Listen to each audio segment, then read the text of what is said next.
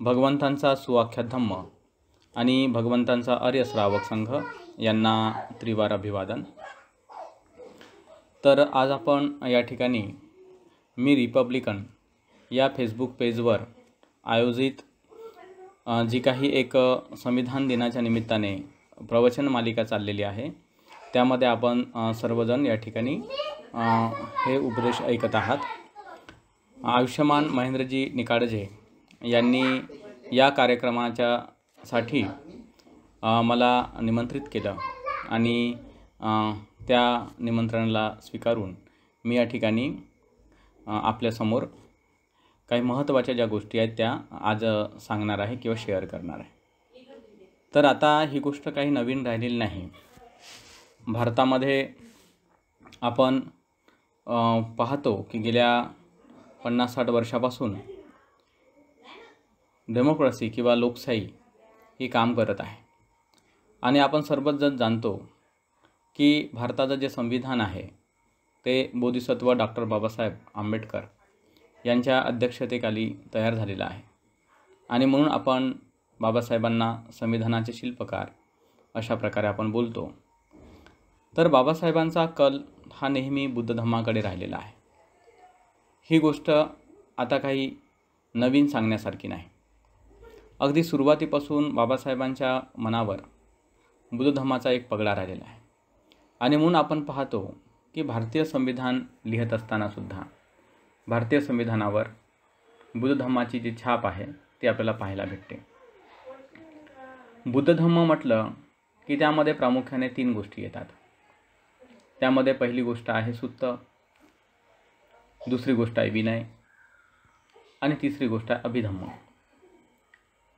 तर भगवान तथागतांनी अनेक प्रकारे जो उपदेश केला मानवाच्या कल्याणाचा, तर तो या पद्धतीचा उपदेश केलेला आहे आणि म्हणून आपल्याला केवळ मनुष्याची आंतरिक उन्नती व्हावी, नैतिक किंवा सामाजिक उन्नती व्हावी याच दृष्टिकोनातील उपदेश हे बुद्ध वचनात आढळत नाहीत। तर त्याही पुढे जाऊन राजकीय जीवनामध्ये सुद्धा कसं आपण यश संपादन करावं, लोकहित कशा प्रकारे आपण साध्य करावं याच्या संदर्भातले अनेक उपदेश सुद्धा भगवान तथागतांनी अनेक ठिकाणी केल्याचं आपल्याला दिसते। विनय पिटकामध्ये आपण पाहतो की भिक्षू संघ जेव्हा एकोप्याने राहतो, तर एकोप्याने राहत असताना भिक्षू संघाने कोणत्या नियमांचं पालन केलं पाहिजे याचा जो उपदेश आहे तो भगवंतांनी केला। इतकंच नाही तर भिक्षूंचा जो उपासकांशी संबंध येतो, उपासकांचा भिक्षूंशी संबंध येतो, तर तो संबंध आपला कशा प्रकारचा असावा याविषयीचा उपदेशसुद्धा विनय पिटकामध्ये आपल्याला आढळतो आणि याच्याही पुढे जाऊन आपल्याला विनय पिटकामध्ये न्यायव्यवस्था आढळते। न्यायव्यवस्था या अर्थाने की आता मोठा भिक्षू संघ आहे, या मोठ्या भिक्षू संघामध्ये काही भिक्षू हे नव्याने बनलेले असतील किंवा काही भिक्षू काहीतरी छोट्या मोठ्या चुका करणारे असतील, तर नव्याने बनलेल्या भिक्षूंना कशा प्रकारे आपण घडवायचं, तयार करायचं याचं एक ट्रेनिंग सिस्टम, किंवा जे भिक्षू चुका करतात तर चुका केलेल्या भिक्षूला आपण कशा प्रकारे दोषी ठरवण्याची प्रक्रिया किंवा शिक्षा देण्याची प्रक्रिया, या सगळ्या प्रक्रिया आपल्याला विनय पिटकाच्या अधीन पाहायला भेटतात। अभिधम्म हा जो विषय आहे हा पूर्णतः आपल्या चित्ताशी संबंधित, मनाशी संबंधित असा विषय आहे। चित्त, चैतसिक, रूप आणि निर्वाण या 4 अतिशय महत्त्वाच्या गोष्टी ज्याला परमार्थ धर्म म्हणतात, त्याचा जो उपदेश केला गेलेला आहे तर तो उपदेश आपण पाहतो की अभिधम्मामध्ये आपल्याला पाहायला भेटतो। तर बुद्ध धम्म हा प्रामुख्याने अतिशय व्यापक आणि मोठा आहे। त्याचं आजचं अलीकडच्या काळामध्ये जे थेरवाद परंपरेमधील त्रिपिटक आहे त्याच्या सुत्त, विनय आणि अभिधम्म, मूळ पाली आणि त्याच्या अट्टकथा, टीका, अनुटीका या सर्व गोष्टींचा आपण समुच्चय केला तर कमीत कमी 140 खंडांचं त्रिपिटक आज आपल्याला अवेलेबल होते। तर त्याच्यामुळे आपल्याला ही गोष्ट जाणली पाहिजे, ही गोष्ट आपण समजली पाहिजे की बुद्धाचा धम्म एवढा व्यापक आणि एवढ्या मोठ्या अर्थाने जर सांगितला गेलेला आहे. आणि आपण पाहतो की भगवान तथागतांच्या निर्मितीपासून, उत्पत्तीपासून तर कमीत कमी 1500 वर्षापेक्षा जास्त काळ बुद्धाचा धम्म या भारत देशामध्ये होता. आपल्याला इतिहासातून हे पाहायला भेटतं. इतिहासामधून आपल्याला हे पाहायला भेटतं की 4थ्या शतकाच्या नंतरपासून एक प्रकारे प्रतिक्रांतीला भारतामध्ये सुरुवात झाली. पण त्यानंतर सुद्धा आपल्याला अगदी मुस्लिमांच्या आक्रमणांपर्यंत बुद्ध धम्म आपल्या भारतामध्ये खूप मोठ्या प्रमाणात असल्याचं आपल्याला दिसते. 8व्या शतकाच्या नंतर कुठेतरी बुद्ध धम्म हा भारतातून लोप पावत असल्याचा किंवा लोप पावल्याचा दिसतो. आणि असं असलं तरी आपल्या देशामधील जे काही सिक्कीम असेल, नागालँड असेल किंवा दार्जिलिंगसारखा जो भाग आहे किंवा भूटान, तिबेट हे जे काही देश आहेत जे भारताचे लागून आहेत, तर त्या देशामध्ये आजही आपल्याला मोठ्या प्रमाणामध्ये बुद्धाचा धम्म दिसतो. म्हणजे यावरून हे स्पष्ट आहे की बुद्धाचा धम्म आजही 2500 वर्षापासून या भारत देशाच्या भूमीवर आहे. बऱ्याच भागामधून तो नष्ट जरी झाला असला तरी त्याचे तत्त्व, त्याचं तत्त्वज्ञान हे मात्र बऱ्याच सर्वसामान्य लोकांच्या बोलचालीमध्ये आणि व्यवहारामध्ये आपल्याला दिसून पडते. तर आता मुख्य मुद्दा हा आहे की आपण जेव्हा आपल्या भारतातील लोकशाहीचा विचार करतो आणि लोकशाहीला जतन करण्यासाठी, टिकवून ठेवण्यासाठी बाबासाहेबांनी जे भारतीय संविधान तयार केलं त्याचा जेव्हा आपण विचार करतो तर त्या संबंधाने काही 2-3 गोष्टी सांगण्यासारख्या आहेत.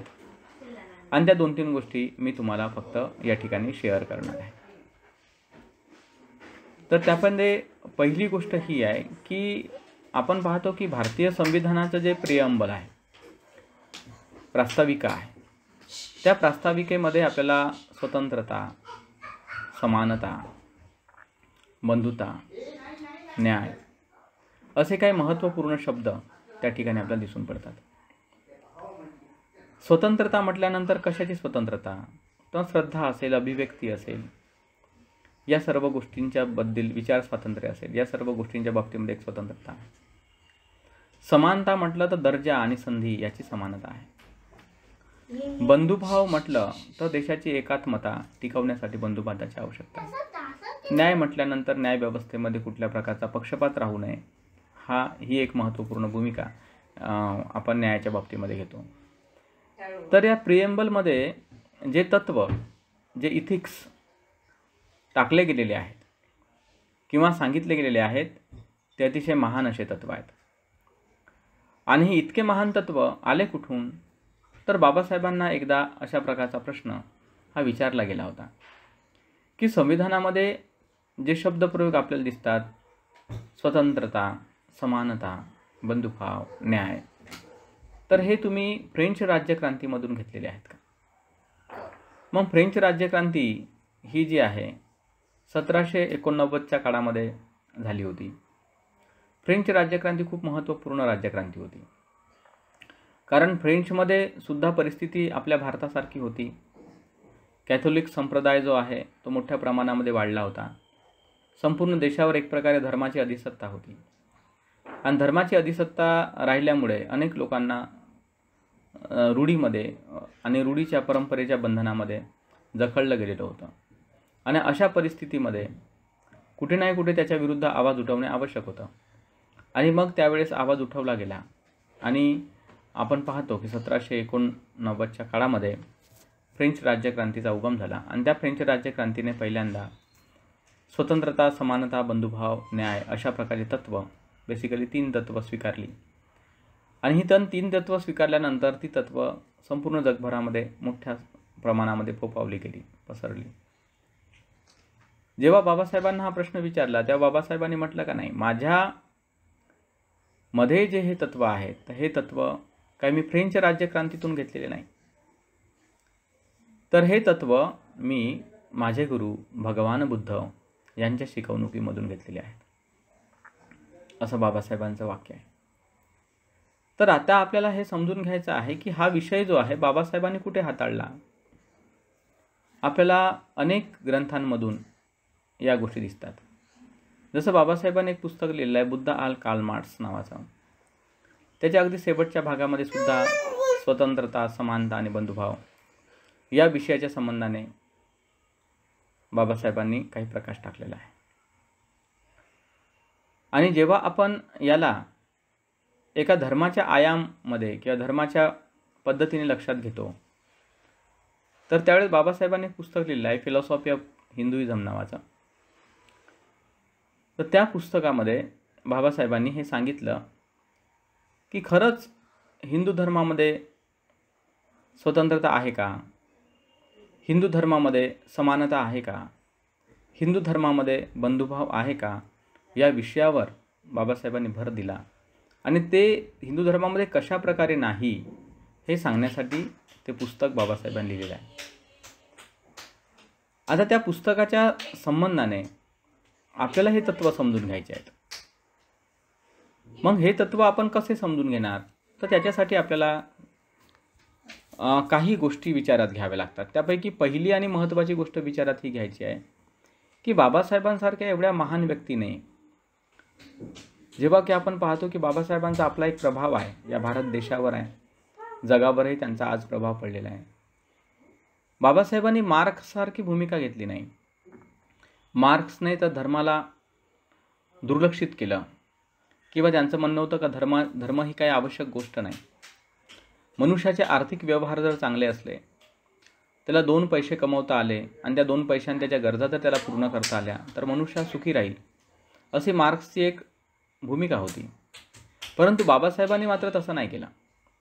15 ऑक्टोबर 1956च्या भाषणामध्ये, दीक्षाभूमीवरील भाषणामध्ये बाबासाहेब म्हणतात की मी गरीब होतो, मला पैशाचं महत्त्व चांगल्या प्रकारे माहिती आहे, किंवा आर्थिक उन्नती होऊ नये या मताचा मी नाही. आर्थिक उन्नती भरपूर प्रमाणामध्ये झाली पाहिजे.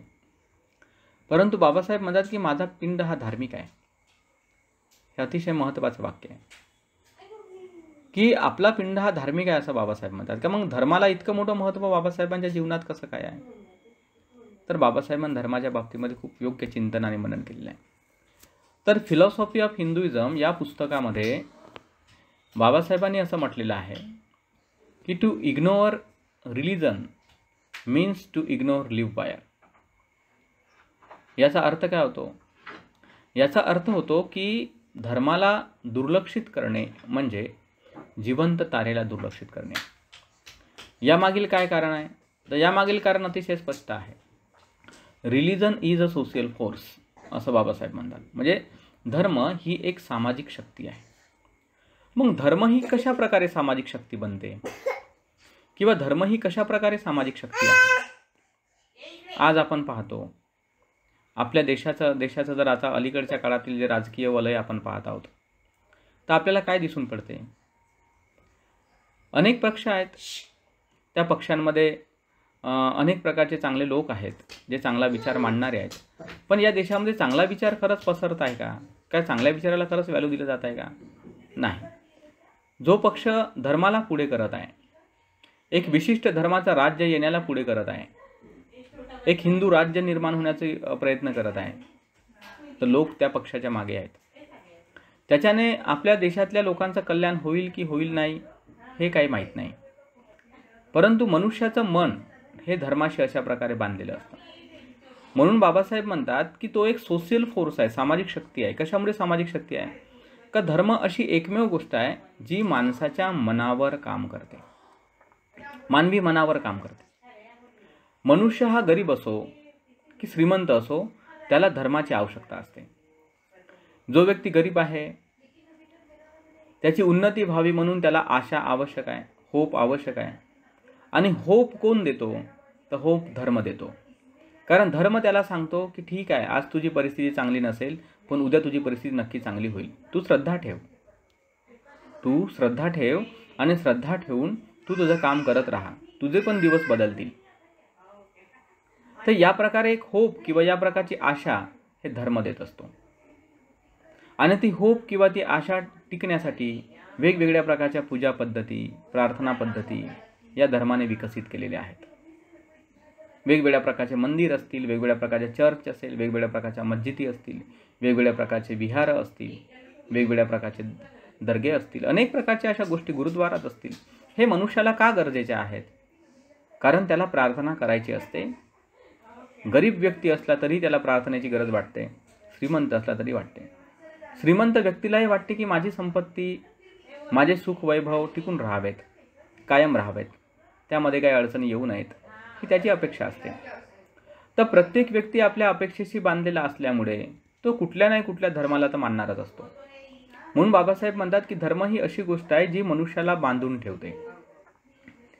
बांधून ठेवणारी ती शक्ती आहे. आज बघा, जगामध्ये पैसा माणसाला बांधून ठेवेल याची काही गरज नाही, दिसत नाही तसं आपल्याला की पैशाने लोक बांधले गेले आहेत बाबा, असं आपल्याला दिसत नाही.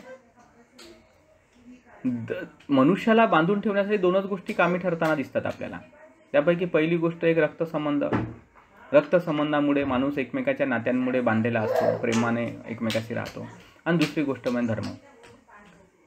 आजही एखादा बौद्ध व्यक्ती किंवा कुठलाही व्यक्ती जर विदेशात जात असेल आणि राहण्या खाण्यापिण्याची व्यवस्था जर पाहिजे असेल, तर तो एखाद्या विहारात गेला आणि त्याने सांगितलं की मी भारतातून आलो, मी पण बुद्ध मताला मानणारा आहे, तर लोक त्याचा आदर सन्मान करतात किंवा त्याला राहण्या खाण्यापिण्याची व्यवस्था करतात.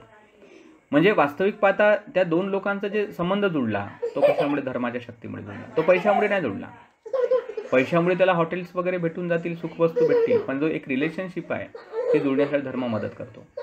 तर म्हणून धर्म ही एक सामाजिक शक्ती आहे आणि सामाजिक शक्ती असल्यामुळे धर्माकडे दुर्लक्ष करून चालणार नाही, असं बाबासाहेबांचं मत आहे. कारण धर्माकडे दुर्लक्ष करणे म्हणजे मोठा प्रॉब्लेम निर्माण करणे. मग बाबासाहेबांनी डेमोक्रसीची जी रचना केली किंवा डेमोक्रसीबद्दल जो विचार मांडला, तर त्यामध्ये बाबासाहेब काय म्हणतात की आम्ही आमच्या देशामध्ये डेमोक्रसी स्वीकारली, लोकशाही स्वीकारली, परंतु लोकशाही यशस्वी होण्यासाठी ज्या काही गोष्टी लागतात तर त्या गोष्टीचा मात्र आपल्याकडे अभाव आहे. डेमोक्रसी ही प्रामुख्याने स्वतंत्रतेवर भर देणारी गोष्ट आहे.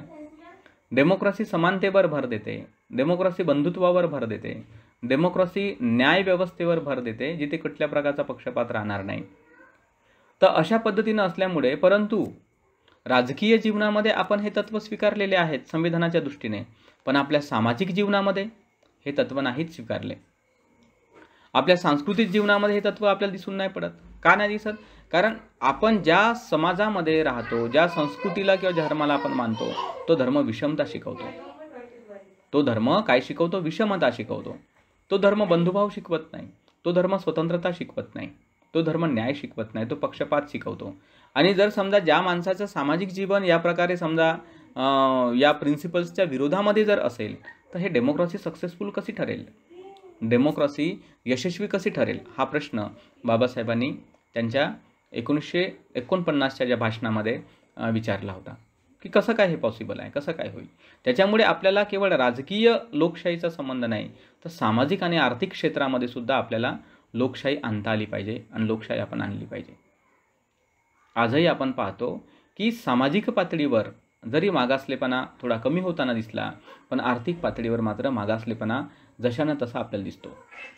या देशामधील काही श्रीमंत जनसमूह, जो 10% जनसमूह आहे, त्यांच्याकडे 90% संपत्ती एकवटल्याचं आपल्याला आर्थिक जे हे असतात म्हणजे रिपोर्ट्स असतात, तर त्याच्यावरून आपल्याला दिसते. म्हणजे भारतामधल्या 90% लोकांकडे देशातील 10% संपत्ती आहे आणि देशातील 10% लोकांकडे 90% संपत्ती आहे. म्हणजे ही बकाल विषमता आहे, मोठ्या प्रमाणामध्ये ही विषमता आहे. सामाजिक क्षेत्रामध्ये तर आपल्याला विषमता दिसतच आहे, परंतु आर्थिक क्षेत्रामध्येही विषमता आहे. मग एवढ्या मोठ्या प्रमाणामध्ये जर विषमता असेल तर बंधुभाव कसा राहील? कोण श्रीमंत व्यक्ती आहे जो गरीब माणसाला सोबत घेऊन फिरतो, सोबत घेऊन बसतो? तसं होताना दिसत नाही आपल्याला. गरीबाला नेहमी हीन नजरेनं पाहण्याची एक पद्धती आहे, ती श्रीमंतांमध्ये असते.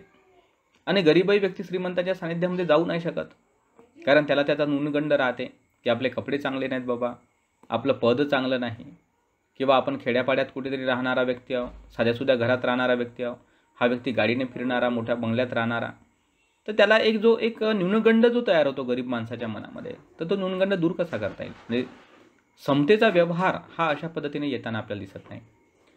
तर म्हणून धर्माची जी भूमिका आहे ती खूप मोठी भूमिका असते, कारण धर्म माणसाला समानता शिकवण्यावर भर देतो. म्हणून आपल्याला काय दिसतो की भगवान बुद्धांचा असा एकमेव धम्म आहे जो या प्रकारे व्यक्तीला स्वतंत्रता, समानता आणि बंधुभाव, न्याय शिकवणार आहे. जसं आपल्याला एक उदाहरण दिसते. कोणतं उदाहरण दिसते आपल्याला? की त्या उदाहरणामध्ये आपण एक गोष्ट पाहतो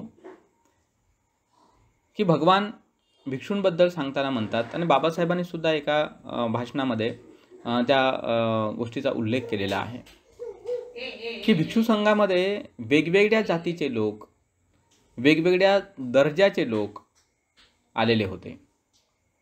त्या ठिकाणी शूद्र होते, वैश्य होते, क्षत्रिय होते, ब्राह्मण होते, ज्याला आपण चांडाल कुळ वगैरे म्हणतो, जे अतिशय अतिशूद्रात येणारे, तेही लोक प्रवर्जित झाले होते. श्रीमंत प्रवर्जित झाले होते, गरीब प्रवर्जित झाले होते. अतिशय झाडझुडपीसारखं निकृष्ट काम करणारे जे सुनीत सोपाक सारखे लोक, ते प्रवर्जित झाले होते. तर आपण पाहतो की बुद्धाच्या संघामध्ये, भिक्षुणी संघामध्ये, भिक्षू संघामध्ये अनेक प्रकारचे लोक प्रवर्जित झाले होते. परंतु भगवान म्हणतात की ज्याप्रमाणे एखादी नदी, हिला स्वतंत्र नाव असतं, स्वतंत्र उगम स्थान असतं, परंतु ती समुद्राला जाऊन भेटल्यानंतर ती नदी स्वतःचं नाव नष्ट करत असते, स्वतःची ओळख नष्ट करत असते. त्याच प्रकारे जेही भिक्षू संघामध्ये आले, जे ह्या भिक्षुनी भिक्षू संघामध्ये आल्या, जेही उपासक भगवंताला शरण गेले, ज्याही उपासिका भगवंताला शरण गेल्या, तर त्यांच्यामध्ये या प्रकारचा भेदभाव राहिला नाही. ते सगळे लोक बुद्धाचे अनुयायी बनले आणि समान बनले. म्हणून आपण एक प्रसंग पाहतो, जसं उपाली नावाचे भिक्षू भगवंताच्या काळामध्ये काय होते? उपाली नावाचे भिक्षू हे भगवंताच्या काळामध्ये जातीने नावी होते. आता त्या काळामध्ये जाती व्यवस्था नव्हती. बेसिकली बुद्धांच्या काळामध्ये जाती व्यवस्था नव्हती. जाती व्यवस्थेचा उगम हा नंतरच्या काळात झालेला आहे, 4थ्या शतकाच्या नंतरच्या काळामध्ये. आपण ओरिजिन ऑफ कास्ट सिस्टीम जे आहे भगवंताचं, म्हणजे बाबासाहेबांचं जे एक पुस्तक आहे कास्ट इन इंडिया नावाचं, ते पुस्तक आपण जर वाचलं त्यातून आपल्याला दिसते का जाती व्यवस्था कशी निर्माण झाली. ते बुद्धाच्या काळात नव्हती, पण त्यावरून फक्त कामावरून दर्जा ठरवला जायचा बुद्धाच्या काळामध्ये. तर नावी म्हटल्यानंतर ते केस कर्तनाचं काम करतात म्हणून त्याला आपण नावी म्हणतो, नापिक म्हणतो अलीकडच्या काळामध्ये. पण ते निकृष्ट काम समजलं जायचं, कामावरून दर्जा ठरवला जायचा त्या काळामध्ये. जसं आता वेगवेगळ्या प्रकारचे जे आपल्याला नावं दिसतात, म्हणजे पुक्कुस वगैरे असे जे नावं दिसतात, तर ते कसे बास किंवा जे लाकडांच्या याच्यापासून डाले बनवणे किंवा टट्टे वगैरे बनवणे असे काही कामं करायचे लोक. त्याच्यामुळे ते निकृष्ट काम आहे बाबा किंवा कमी किमतीचं काम आहे, अशा प्रकारे लोक समजायचे. म्हणजे कामावरून काही दर्जा ठरताना दिसतो आपल्याला. बुद्धाच्या काळामध्ये दासप्रथा वगैरे होती, परंतु दासप्रथेमध्ये सुद्धा जन्माने दासप्रथा नव्हती का ज्याला बाबा हा जन्मला तर त्या तिथे दासप्रथा झाली पाहिजे असं नाही. आपण अनेक असे उदाहरणं पाहतो का अनेक दास, अनेक दासी लोकांकडे काम करायचे, परंतु त्या मालकाला जर वाटलं समजा की याला दास्यत्वातून मुक्त करावं, तर तो मुक्त करू शकत होता आणि आपल्याला मुलासारखा मुलीसारखा त्याचा सांभाळ करत होता. तर अशा प्रकारच्या परंपरा त्या काळात होत्या.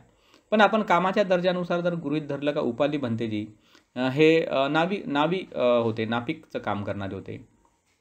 परंतु भिक्षू संघामध्ये जेव्हा ते आले तर त्यांना पहिल्यांदा क्षत्रियांनी प्रवर्जित केलं की उपाली भंतेजींना आधी प्रवर्जा द्या, की जेणेकरून आम्ही क्षत्रिय लोक आहोत, जसं आनंद असेल, अनिरुद्ध असेल किंवा देवदत्त असेल किंवा असे जे काही त्यावेळेस प्रवर्जित झाले होते, तर त्या सर्वांनी उपालीला पहिलं प्रवर्जा द्यायला लावली की जेणेकरून आमचा अहंकार दूर व्हावा, आम्हाला जो एक गर्व आहे तो गर्व आमचा दूर व्हावा, म्हणून यांना तुम्ही प्रवर्जित करा आणि यांना आम्ही मग बंधन करू. म्हणजे बघा किती मोठी गोष्ट आहे. म्हणून बाबासाहेबांनी जेव्हा या प्रकारच्या गोष्टी पाहिल्या तेव्हा बाबासाहेबांचं स्वप्न अशाच प्रकारचं होतं की आपल्या देशामध्ये सुद्धा या प्रकारची समता आली पाहिजे. आणि या प्रकारची समता येण्यासाठी खरं तर बाबासाहेबांनी अथक परिश्रम केलेले आहेत, मेहनत केलेली आहे. बुद्धाच्या धम्मामध्ये स्वतंत्रता होती, कारण ज्या अर्थी समता आहे त्या अर्थी स्वतंत्रता आहे. म्हणजे प्रत्येक व्यक्तीला भिक्षू संघात येण्याची स्वतंत्रता होती. बुद्धाच्या धम्मानुसार काही गोष्टी शिकण्याची स्वतंत्रता होती. पण हिंदू धर्मात मात्र तशा प्रकारची स्वतंत्रता नव्हती. बाबासाहेबाचं एक साधं उदाहरण आहे. बाबासाहेब जेव्हा ग्रॅज्युएशनला शिकत होते तेव्हा त्यांना संस्कृत भाषा घ्यायची होती. त्यांची इच्छा होती का संस्कृत भाषा आपण घेतली पाहिजे. बाबासाहेबांनी संस्कृत भाषेबद्दल अतिशय चांगले वक्तव्य वापरलेले आहेत. स्वतः बाबासाहेब कष्टाने संस्कृत भाषा शिकले. पाली तर शिकले, पण संस्कृत पण शिकले. बाबासाहेबांनी पाली भाषा शिकलीच नाही तर पाली भाषेशी संबंधित डिक्शनरी पण लिहिली, त्याचं व्याकरण पण लिहिलेलं आहे. संस्कृतबद्दल बाबासाहेबांना आवड होती. कशामुळे? कारण संस्कृतमध्ये जे साहित्य लिहिलं गेलेलं आहे तर ते बाबासाहेब म्हणतात की अतिशय चांगल्या प्रतीचं साहित्य आहे संस्कृतमध्ये. सर्वच साहित्य काही म्हणजे हिंदू धर्माला समर्थन देणारं साहित्य नाही. जसं सांख्यकारिका असेल किंवा अशासारखे जसं भर्तृहरी शतक असेल किंवा अष्टावक्र गीता असेल, असे कितीतरी साहित्य आहे जे संस्कृतमध्ये लिहिलं गेलेलं आहे, परंतु ते हिंदू धर्माच्या चतुर्वर्ण व्यवस्थेचं समर्थन करणारं साहित्य नाही. किंवा बरंचसं बौद्ध लिटरेचर आहे, दिग्नाक, वसुबंधू किंवा अशा नागार्जुन या लोकांनी लिहिलं साहित्य आहे जे संस्कृतमध्ये त्या काळात लिहिलं गेलं, भाषा होती, लिहिलं, पण ते साहित्य चतुर्वर्ण व्यवस्था याचा काही प्रचार प्रसार करत नाही. तर ते साहित्य वेगळ्या पद्धतीचं, ते उत्तम साहित्य, श्रेष्ठ साहित्य आहे. तर बाबासाहेबांना संस्कृत भाषा शिकायची होती, पण बाबासाहेबांना केवळ त्यांची जात आड आली आणि जात आड आल्यामुळे त्यांना संस्कृत भाषा शिकता आली नाही. तर आपण हे पाहतो या ठिकाणी की बाबासाहेबांना संस्कृत भाषा शिकता नाही आली. त्यांना पर्शियन घ्यावं लागलं आणि म्हणून मग बाबासाहेबांना पर्शियन भाषेचा जो अभ्यास आहे तो झाला. पर्शियन भाषा म्हणजे जो पर्शिया नावाचा जो देश होता, ज्याला आपण अलीकडे पारसी धर्म म्हणतो. पारसी धर्म म्हणजे काय, ते पर्शियावरून आलेले जे लोक होते ते भारतामध्ये बसले, त्यांचे आपले काही रीतिरिवाज आहेत, त्यांची आपली काही लँग्वेज आहे, आपली काही भाषा आहे, तर ती भाषा जी आहे ती त्यांनी प्राप्त केली. वास्तविक पाहता पर्शिया इराण इराककडे असणारा एक प्रदेश आहे, तिथले काही लोक आहेत. तर अशा पद्धतीने बाबासाहेबांना पर्शियन भाषा शिकली. म्हणजे याचा अर्थ काय झाला, याच्या अर्थ स्वतंत्रता नाही ना. स्वतंत्रता कुठे याला म्हणता येईल की एखादी भाषा शिकण्याची सुद्धा स्वतंत्रता नाही, स्वतः जीवन घडवण्याची तर बिलकुलच स्वतंत्रता नाही. पण भगवंताच्या धम्मात असं नाही. चांडालिकासारखी चांडाळ परिवारातील स्त्री तीसुद्धा भिक्षू संघामध्ये आली. पटाचारासारखी स्त्री भिक्षू संघामध्ये आली.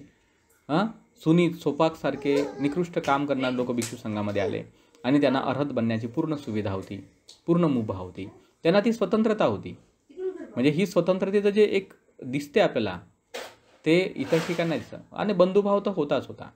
म्हणून बाबासाहेबांनी एक ग्रंथ लिहिलेला आहे, तो ग्रंथ आपण अभ्यासू शकतो, आपण तो ग्रंथ पाहू शकता. रिडल्स इन हिंदुइझम नावाचा एक ग्रंथ आहे बाबासाहेबांचा. त्याचा मराठी अनुवादसुद्धा झालेला आहे, आपल्याला दिसते झालेला आहे मराठी अनुवाद.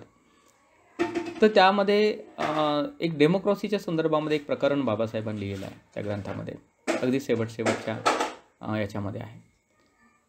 तर त्यामध्ये बाबासाहेब म्हणतात की डेमोक्रॉसीचा जो आधार आहे, डेमोक्रॉसीचा बॅकबोन ज्याला आपण म्हणतो, डेमोक्रॉसीचा कणा काय आहे, ते आहे बंधुत्व. बंधुत्व हा डेमोक्रॉसीचा आधार आहे, बंधुभाव हा डेमोक्रॉसीचा आधार आहे. तर बंधुभाव असायला पाहिजे. मग बंधुभाव असण्याच्या संदर्भामध्ये हिंदू ट्रॅडिशन जे आहे, हिंदू धर्म आहे, तो काय शिकवतो. तर बाबासाहेब म्हणतात की आपण सर्व ईश्वराची लेकरं आहोत, हा सिद्धांत हिंदू धर्माने प्रसारित केलेला आहे. पण बाबासाहेब म्हणतात की हा सिद्धांत फसवा आहे, किंवा अहं ब्रह्मस्मिन, का मी ब्रह्म आहे आणि ब्रह्म सर्वांमध्ये आहे, किंवा सर्वजण ब्रह्माचे अंश आहेत, अशा प्रकारे उपनिषदांची शिकवण आपल्याला दिसते. तर ही गोष्ट आपल्याला दिसते की हिंदू साहित्यामध्ये सर्वांना ईश्वराचे लेकरं समजलं गेलेलं आहे, सर्वांमध्ये ब्रह्माचा अंश आहे असं समजलेलं आहे. तर ही गोष्ट आपल्याला दिसून पडते आणि याच्या अनुषंगाने आपण सर्वजण बंधू आहोत बाबा, बंधुभाव जो आहे तो आपल्या जतन व्हावा, टिकावा, अशी एक भूमिका हिंदू धर्माने घेतल्याचं बाबासाहेब त्या ठिकाणी म्हणतात. परंतु आपण पाहतो की शंकराचार्याचा जो काळ होता 6व्या शतकाच्या आसपास किंवा त्या आसपास, शंकराचार्य ज्यांनी जो हिंदू धर्माचा जनक समजला जातो किंवा हिंदू धर्माचा प्रणेता समजला जातो, तर त्यांनी या प्रकारचा सिद्धांत जो आहे तो प्रसारित केला. ब्रह्मं सत्या, जगत मिथ्या वगैरे, का ब्रह्म सत्य आहे बाबा, म्हणजे ब्रह्माचा अंश सर्वांमध्ये आहे. आणि असं करताना ते एकदा आपल्या शिष्यांसोबत जात होते आणि एकदा आपल्या शिष्यांसोबत जात असताना एक अस्पृश्य व्यक्ती, झाडलोट करणारा व्यक्ती रस्त्याच्या कडेला झाडलोट करत होता. आणि झाडलोट करत असताना त्या शंकराचार्याचे 2-4 शिष्य धावत आले आणि धावत आल्यानंतर त्याने म्हटलं का हे म्हणे या रस्त्यावरून शंकराचार्यजी चाललेले आहेत, त्यांची पालखी या रस्त्याने चाललेली आहे, तर तू थोडासा दूर हट, तुझी सावलीसुद्धा त्यांच्यावर पडता कामा नये. तो अस्पृश्य व्यक्ती जरी होता, झाडलोट करणारा जरी व्यक्ती होता, कनिष्ठ जातीतला जरी व्यक्ती होता, तर त्याने हात जोडले आणि हात जोडून म्हटले की मी एक प्रश्न जो आहे तो शंकराचार्याला विचारतो आणि मला विचारायचा आहे. तेव्हा शिष्य म्हणाले का तू बोलू नाही शकत, शंकराचार्यासोबत बोलण्याची तुझी क्षमता नाही, की तू नाही बोलू शकत, तुझा तो अधिकार नाही, की तुझी सावलीसुद्धा पसंत नाही, तू बोलू नाही शकत. परंतु शंकराचार्याच्या सोबत अन्यही काही अनुयायी होते. शंकराचार्याला वाटलं की अरे हा तर माझा एक प्रकारे अपमान होईल, जर मी याला बोलू दिलं नाही तर मला माझ्या बाबतीत वेगळा मेसेज जाईल. आणि म्हणून म्हटलं का ठीक आहे, तुला काय विचारायचं तू दुरूनच विचार. आणि त्याने आपला असा पडदा वगैरे मध्ये असा ठेवल्यासारखा केला की जेणेकरून त्याचा काही आपल्याला रूप दिसू नये किंवा त्याचं हे म्हणजे आपल्याला काही त्याचे जे तरंग आहे ते आपल्यापर्यंत पोहोचू नये म्हणून फक्त आवाज तेवढा पोहोचला पाहिजे. त्याने प्रश्न विचारला त्यांना की तुम्ही शिकवता बाबा ब्रह्म सत्य आहे, जगत मिथ्या आहे. ठीक आहे, तुमची शिकवण आहे की ब्रह्माचा अंश हा प्रत्येक व्यक्तींमध्ये आहे. मग तो ब्रह्माचा अंश आमच्यासारख्या काम करणाऱ्या, कष्ट करणाऱ्या, खालचे काम करणाऱ्या, खालचे पातळीमध्ये कष्ट करणाऱ्या लोकांमध्ये नाही का? म्हणजे अतिशूद्र ज्याला आपण म्हणतो अलीकडच्या भाषेमध्ये, तर त्यांच्यामध्ये हा अंश नाही का ब्रह्माचा? आणि जर मग त्या ब्रह्माचा अंश जर आमच्यामध्येही जर असेल तर मग आम्हाला अशी हीन वागणूक तुम्ही का देता? का तुम्हाला आम्हाला असं रस्त्याच्या बाजूला सरकवायला पाहिजे किंवा आमची सावलीसुद्धा तुमच्यावर नाही पडली पाहिजे असं तुम्ही का म्हणता? या प्रश्नाला शंकराचार्याने बिलकुल उत्तर नाही दिलं, उत्तर देऊ नाही शकला. त्याचे अनुयायी म्हणले तू गब्बास, मूर्ख आहेस तू. त्याला खदेडून दिलं आणि त्यांची पालखी पुढे गेली. यावरून आपल्याला स्पष्ट पण दिसते का शंकराचार्यांनी जरी तो सिद्धांत डेव्हलप केला परंतु प्रॅक्टिकली त्याने बंधुभावाची या ठिकाणी हे ठेवली का, म्हणजे भावना ठेवलेली आहे का? म्हणून बाबासाहेबांनी सदैव गांधीजीच्या बाबतीमध्ये किंवा या बाबतीमध्ये ही भूमिका प्रदर्शित केलेली आहे का तुम्ही दक्षिण आफ्रिकेमध्ये जाऊन संघर्ष करू शकता, त्या ठिकाणी तुम्ही संघर्ष करता, पण याच देशामध्ये करोडोच्या संख्येने जे लोक पद्दलित आहेत, दुःखी कष्टी आहेत, तर त्यांच्या बाबतीमध्ये तुम्ही कसल्या प्रकारचा संघर्ष करताना दिसत नाही. त्यांच्या हक्क अधिकाराची कसल्या प्रकारची तुम्हाला काही पर्वा नाही. मग आहे का तुमच्यामध्ये बंधुभाव? या देशामध्ये रांडेसारखे, भांडारकरसारखे, पी.व्ही. कानेसारखे असे महान महान विद्वान लोक होऊन गेलेले आहेत, पण त्यांनी कधीही कोणत्याही अस्पृश्यांची उन्नती व्हावी, स्त्रियांची उन्नती व्हावी किंवा बहुजन समाजाची उन्नती व्हावी याच्या दृष्टीने कदम उचलल्याचं आपल्याला दिसत नाही. म्हणून बाबासाहेब म्हणतात की या देशामध्ये एक असा समूह आहे जो त्याच्याच समूहाचं हितरक्षण करत राहतो. सर्वसामान्य जनतेचं त्यांना काही फारसं लेणं देणं वाटत नाही. मग बंधुभाव म्हणता येईल का या गोष्टीला? याला बंधुत्वाची भावना म्हणता येईल का? हा जो प्रश्न आहे, हा प्रश्न बाबासाहेबांनी विचारलेला आहे.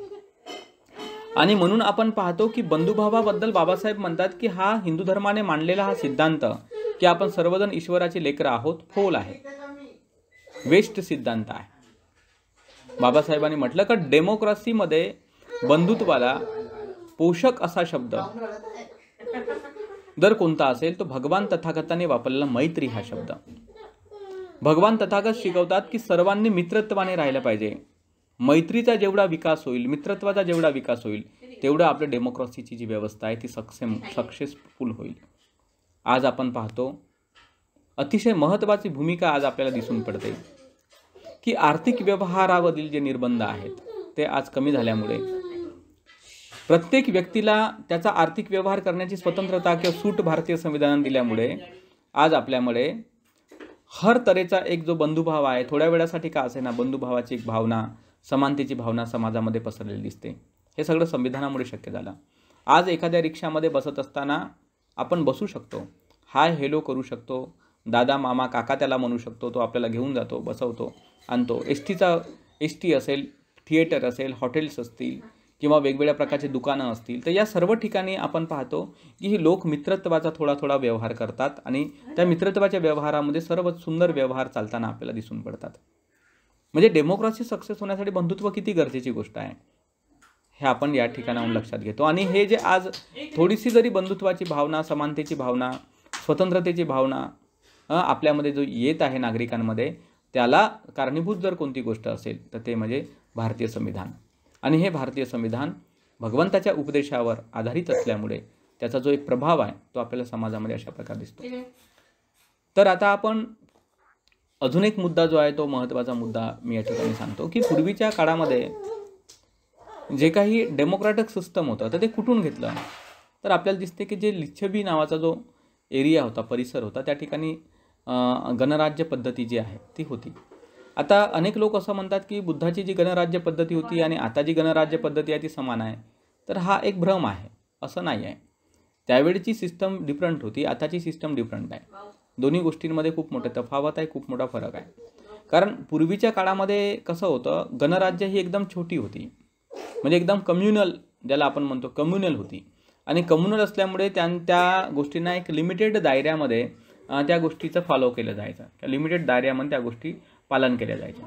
परंतु जेव्हा आपण भारत देश नावाचा शब्द जेव्हा वापरतो, तर त्यावेळेस त्या गणतंत्राला अतिशय मोठ्या प्रमाणामध्ये डेव्हलप करण्यासाठी अनेक नवीन प्रकारचे कायदे किंवा नवीन प्रकारच्या ज्या विचारसरणी आहेत किंवा नवीन प्रकारचे सिस्टम आहे ते अनेक विचारवंतांनी निर्माण केली आणि ते लागू केलेली आहे. म्हणजे त्याचं स्वरूप छोटं होतं, आज आपल्याला ते मोठ्या स्वरूपामध्ये इस्टॅब्लिश झालेलं आपल्याला दिसते. तर त्यामध्ये जसं वज्जी लोक जे होते, तर वज्जी लोकांच्या संदर्भामध्ये भगवान तथागतांनी त्यांना काही उपदेश केले होते. आणि ते उपदेश आपण पाहतो की कशा प्रकारचे उपदेश केले होते. तर आपल्याला दिसून पडते की या ठिकाणी जे उपदेश आहेत, तर ते उपदेश आपल्याला वज्जी लोकांना दिसतात, ज्याला अपरिहानीय धम्म म्हणतात. म्हणजे याचा अर्थ हा होतो की ज्या धर्माची हानी होत नाही असे धर्म अतिशय महत्त्वाचे आहेत. की वज्जी लोक जे एकत्रितपणे राहत होते, वज्जी लोकांची जी उन्नती झाली होती, वज्जी लोक जे महान जीवन जगत होते, तर त्या जीवन जगण्यामध्ये भगवंताचा उपदेश कामाचा होता. आणि आजही संसदीय प्रणालीमध्ये आपण हे पाहतो की यामधील काही तत्त्व जे आहेत ते स्वीकारले गेलेले आहेत.